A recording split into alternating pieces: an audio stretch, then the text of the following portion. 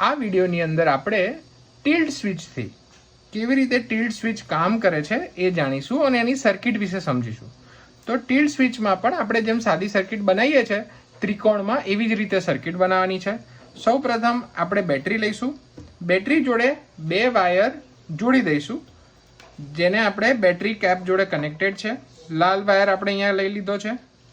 એવી જ રીતે આપણે કાળા વાયરને પીળા જોડે જોડી દઈશું.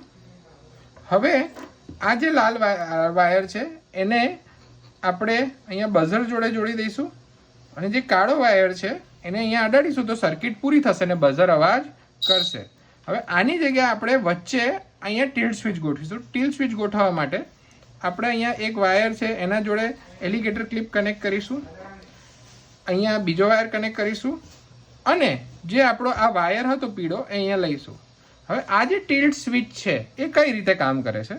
ટિલ્ટ સ્વિચ ટિલ્ટ એટલે શું કે ક્યારેક કોઈ વસ્તુ નમી પડે તો અવાજ થાય, એને ટિલ્ટ કહેવાય. તો આ અવાજ ચાલુ થયો અને આ અવાજ બંધ થયો.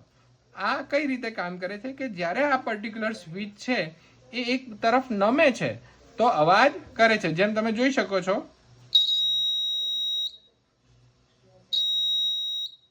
તો આ સ્વિચને આપણે ટિલ્ટ સ્વિચ કહીએ છીએ.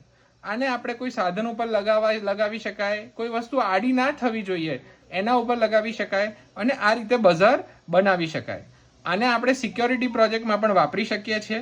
કોઈ એવી વસ્તુ કે જેના પડવાથી અવાજ આવે એને જોડે બઝર લગાવેલું હોય એવી રીતે એના પર આ સર્કિટ લગાડી એને આપણે અલાર્મ તરીકે વાપરી શકીએ છીએ, અલર્ટ તરીકે વાપરી શકીએ છીએ.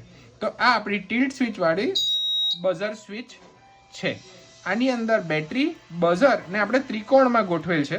જોઈ લો, આ આપણું ત્રિકોણ બન્યું જેની અંદર એક બાજુ બેટરી, એક સ્વિચ અને એક બઝર આ રીતે કનેક્ટ કરેલ છે. અને આ આપણા સાદી સર્કિટના સ્વિચનો એક પ્રકારવાળી સર્કિટ છે.